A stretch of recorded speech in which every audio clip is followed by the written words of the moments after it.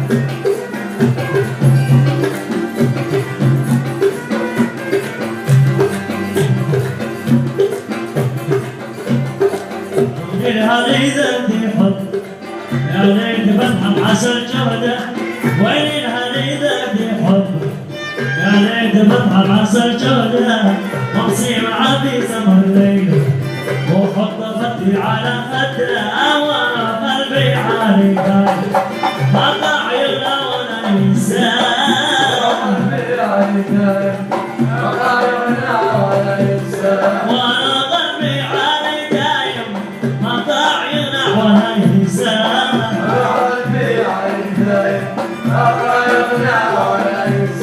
قبل بيته على الدنيا بيته على الدنيا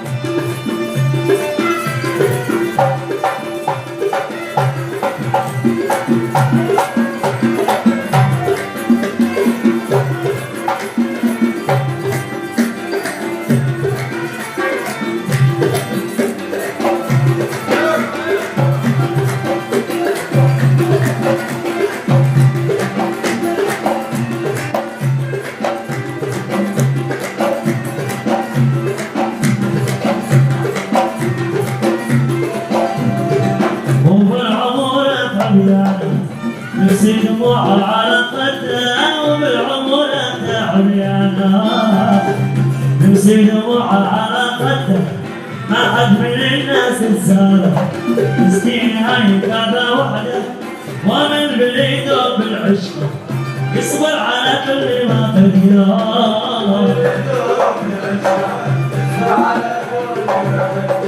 ومن بريده بالعشره يصبر على كل ما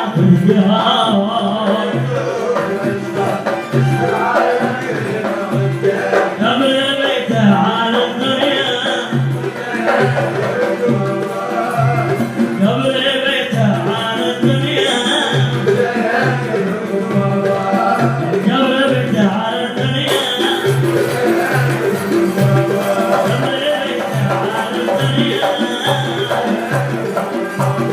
قبل بيته على الدنيا قبل بيته على الدنيا وتنا قبلكم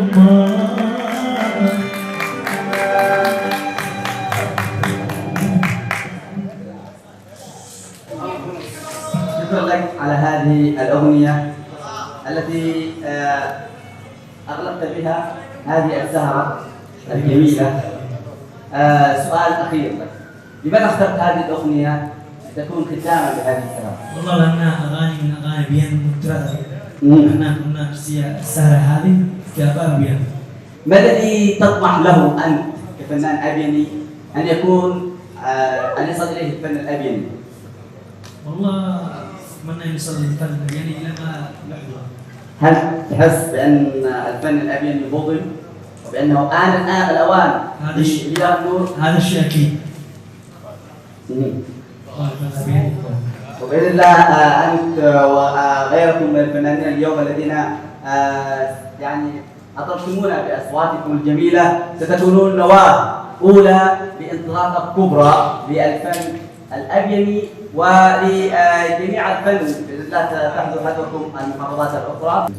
شكرا لك على هذه الأغنية وشكرا للأغنية السابقة وشكرا لك لحضورك وشرفتنا في هذا أنت وجميع أعضاء جميع فناني أجل. شكرا لك. وحبا بأبين نختتم هذه الساعة وقلوبنا ما زالت تطمح لكثير.